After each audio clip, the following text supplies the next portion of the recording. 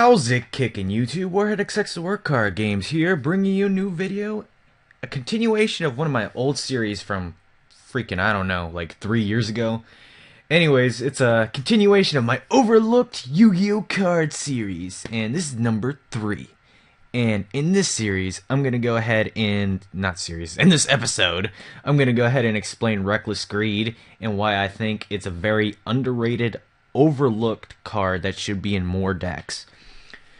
Reckless Greed, to me, personally, is like my pot of greed. You know, like how in the old anime, like the second series, and GX, where literally every single time a character would be like, I'm gonna make a comeback, they always play pot of greed.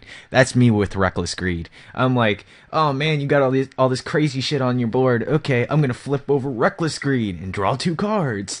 And this card, the big reason why I think it's overlooked is mainly because of its massive downside. Skipping your next 2 draw phases is something you do not want to do.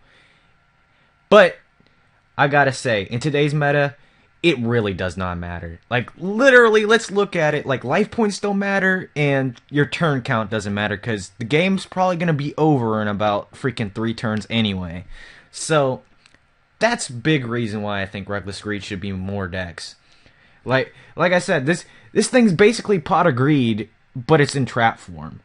That's another reason why I think this is overlooked, is mainly because trap cards aren't good anymore. Because Twin Twister and MST just made them completely irrelevant.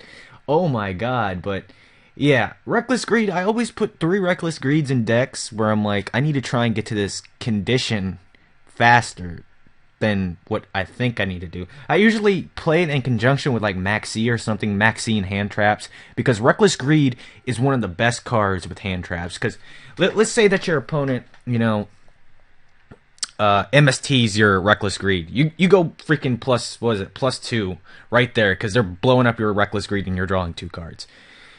Plus, it's going to be a -2 in about 2 turns, but if you actually have multiple Reckless Greeds and you train them off of each other, you get to draw freaking 6 cards, and you only get to skip your next 2 draw phases.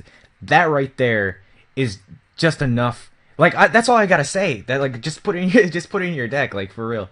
But another reason why I think this card should definitely be seeing more play in the meta, well, not in the meta, but, you know, more play in more rogue decks, is because there's so many draw cards nowadays. Like Upstart Goblin, which I think is ridiculously overrated, mainly because freaking, what's his name, Patrick Hoban plays it. Oh man, it's even called Upstart Hoban now. It's not even Upstart Goblin, which I think is kind of a poke, a little bit of fun at Patrick Hoban. I don't know the guy. He might be a completely freaking cool guy, but the fact that he made Upstart Goblin such a big card is yeah, it kind of bugs me a little bit. But you know, Upstart Goblin, it's an okay card. It basically makes your deck a 37 card deck. But Reckless Greed has the potential to make your deck a freaking 34 card deck.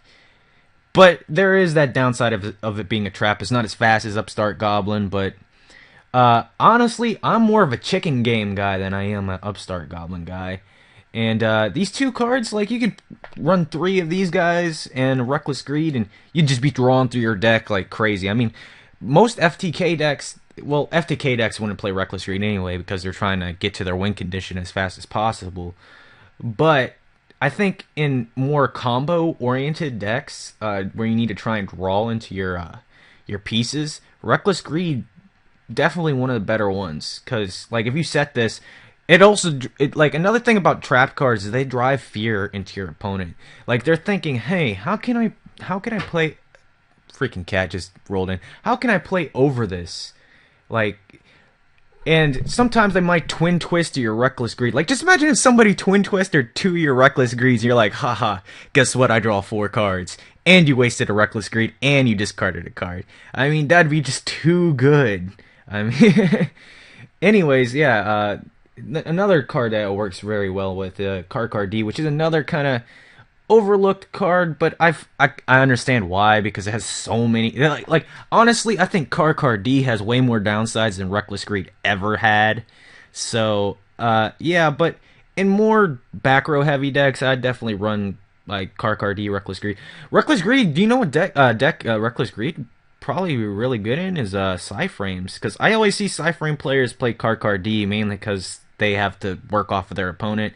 Shout out to my boy Atenza. Anyways, yeah. So that's another thing it works well off of. Hand traps, like I said, and in this new archetype, Reckless Greed works so well because the entire archetype basically draws itself. Like it literally draws every single turn just based off the fact that you're using traps. It's called Burstoma. I actually seen a guy use this card and like use a Legacy of the Yatagarasus and a freaking Jar of Greeds to basically draw through his deck. He decked himself out, which definitely is his fault. But if he played Reckless Greed, he probably would have got to his pieces a lot faster, even though he did run through all of his things. But yeah, Reckless Greed, definitely a very underappreciated, overlooked card. This thing was actually at 1 at one point, which is like, why the fuck would I play this at 1? It's only beneficial at 3, which is another reason why I think people don't really play it. Is mainly because you need to play 3 of these. It's just like Mind Crush in the fact that it's like, why would I want to play just 1 or 2 when I can just play 3? I need to play 3 of these.